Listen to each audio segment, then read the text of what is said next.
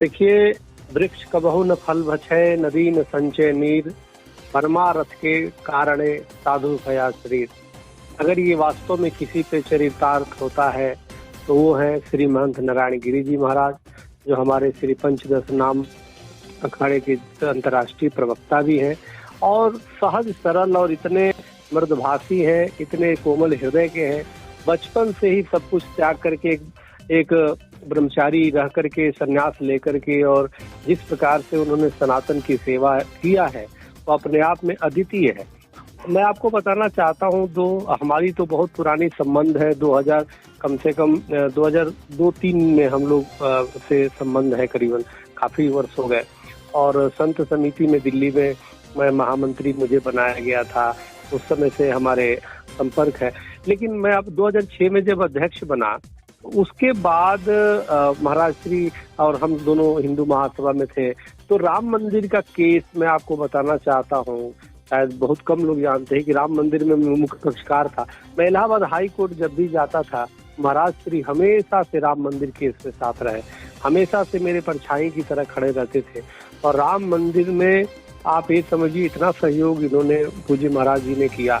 हमेशा वो कहते थे कि स्वामी जी इसको तो हम लोग को केस जीतेंगे ही जीतेंगे।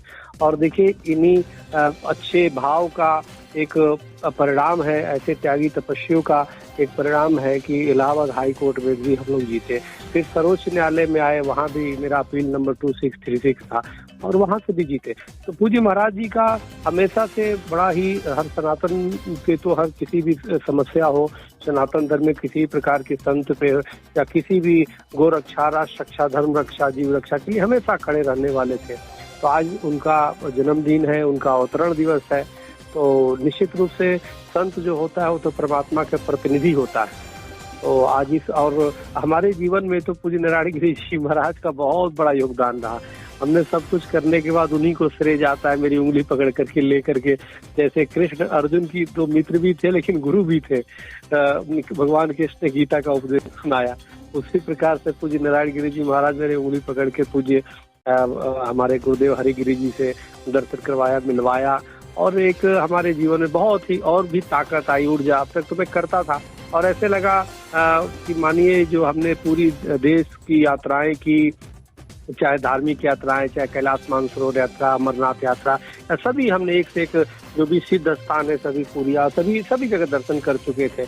और ऐसा लगा कि की माया देवी स्वयं साक्षात हमको जो है उन्होंने अपनी तरफ खींचा, पंचगुरुओं ने अपनी तरफ खींचा, अखाड़े ने हमें खींचा और उन सभी पुण्य का एक ही हमें फल प्राप्त हुआ कि पूज्य गुरुदेव हरिगिरि जी महाराज का आशीर्वाद प्राप्त हुआ। ये पूरा श्रेय किसी को जाएगा तो पूज्य श्री महंत नारायण गिरि जी महाराज को जाएगा। तो महाराज श्री हमेशा से किसी को, यही संत का काम होता है कि किसी को सही राह चलना।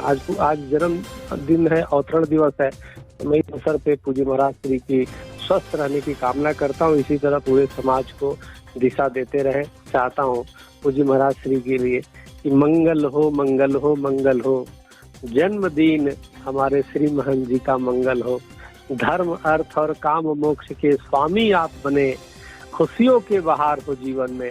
ऐसा है, ऐसी है हम सब की कामना, आपका मंगल हो मंगल हो मंगल हो मंगल हो। अवतरण दिवस आपका मंगल हो।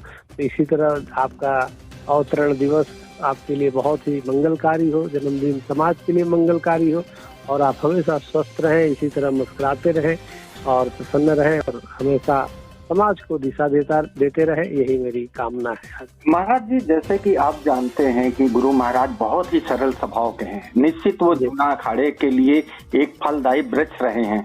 एक सरल स्वभाव महात्मा के साथ साथ वो एक कहते हैं कि उनकी जो एक रूपरेखा है, लोगों को अपनी ओर आकर्षण करना, लोगों को उनके फलभूत स्वरूप उनको दक्षिणा दान और सनातन धर्म के लिए अग्रसर करना। एक बहुत छोटी सी घटना है, शायद आपको याद होगा कि जब पूज्य जो हमारे गोरखनाथ पीठाधीश्वर हैं परम पूज्य श्री योगी आदित्यनाथ जी महाराज, वो कहीं एक संघर्ष काल में जब उनका जीवन संघर्ष काल चल रहा था तो योगी आदित्यनाथ जी के लिए जेल भी गए, लाठियां भी खाई। जी बिल्कुल बिल्कुल। देखिए ऐसा यही तो बात है ना कि महाराज श्री चाहे पूज्य हरिगिरि जी महाराज हो और अखाड़े में आप देखेंगे, मैं तो देख के दंग रह गया। हमारे तो पूज्य गुरुदेव हरिगिरि जी महाराज स्वयं शिव के रूप है और अपने आप में अगर जो आप सभी, हमने तो पूरे देश की जो भी तीर्थ स्थल है हमने भ्रमण किया है, अगर जो निराकार उपासना करना है शिव की दर्शन करिए, लेकिन अगर जो साकार रूप में कहीं शिव का वास्तव में कहीं दिखाई देते हैं तो है हमारे पूज्य गुरुदेव हरिगिरि जी और महाराज। और अखाड़ों में सब शिव के गण हमारे आप देखेंगे सभी लोग इतने भोले हैं, इतने तो सहज सरल है। और उसी तरह पूज्य नारायण गिरि जी महाराज बहुत ही सहज सरल है। लेकिन एक बात है, सहज सरल अपने लोगों के लिए है। कभी भी अगर देशद्रोही आ गया तो उसके लिए विकराल एकदम रौद्र रूप धारण कर लेते हैं, चाहे नारायण गिरि जी महाराज हो चाहे कोई भी संत। तो इसीलिए हमारे जहाँ शस्त्र और शास्त्र दोनों मानवता की बात होती है वहाँ पे सभी लोग सहज है, उदार है।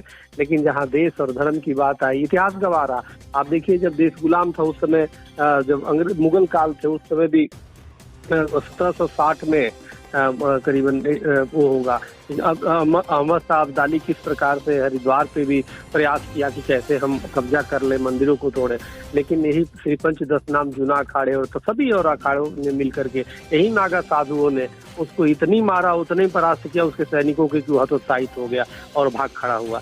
तो चाहे देश आजाद कराने में, चाहे मुगलों के समय में, चाहे अंग्रेजों के, हर समय जो है अखाड़े के लोग अगर धर्म का कार्य करते हैं तो राष्ट्र की रक्षा के लिए भी आगे रहते हैं और हमेशा से इसीलिए शस्त्र धारण दिखाया जाता है। चाहे देखिए मुगल काल रहा, उस समय भी हमारे अखाड़ों के स्नान होते थे, शाही स्नान होते थे, कोई भी परंपरा रुका नहीं।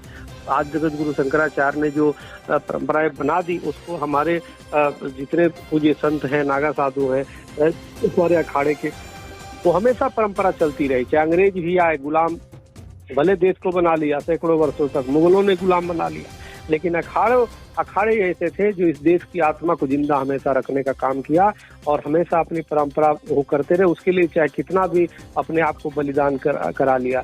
तो इसलिए इस देश को सींचने में, इस भारतीय संस्कृति को सींचने में सबसे ज्यादा अगर देखा जाए तो ये अखाड़े का योगदान है। वो उसमें रहने वाला कई जन्मों के पुण्य जब होता है तभी अखाड़े से जुड़ता है, तभी अखाड़े में जाता है। और हमें लगता है कि कोई कितना भी आज आधुनिक जीवन में चल रहा है, हमें लगता है कि अगर जो उसको अपनी टीवी मोबाइल पे लगा हुआ है देख रहा है, अगर जो वास्तव में अपने को पवित्र शुद्ध करना है तो अखाड़े में जा करके संतों की सेवा करे तो हमें लगता है उसके जो पुण्य होंगे ऐसे ही कट जाएंगे, पाप कट जाएंगे और पुण्य प्राप्त होगा उसको। तो हमें लगता है कि संतों की सेवा या अखाड़ों में जाकर के साधु संतों से मार्गदर्शन लेना चाहिए समाज को, अब सत्ताधारियों को भी जाकर के लेना चाहिए।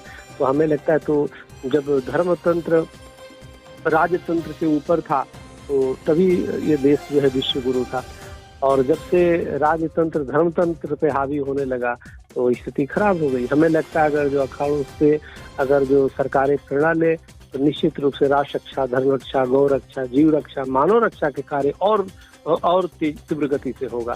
तो मैं तो ये मानता हूँ, मेरा ये मानना है कि अगर जो जीते जागते, अगर जो स्वतंत्रता सेनानी तो जो थे हमारे दादाजी भी थे, लेकिन वो तो चले गए ना, लेकिन वास्तव में अभी स्वतंत्रता सेनानी देखना है धर्म के लिए भी, राष्ट्र के लिए, तो अखाड़े हैं। और अखाड़ों के जो त्यागी तपस्वी जो संत हैं, जो पूर्वज जन्मों जन्मों के पूर्ण प्रताप से आए हुए हैं, तो हमें लगता है उनका दर्शन करें, अपने आप में सब कुछ प्राप्त होता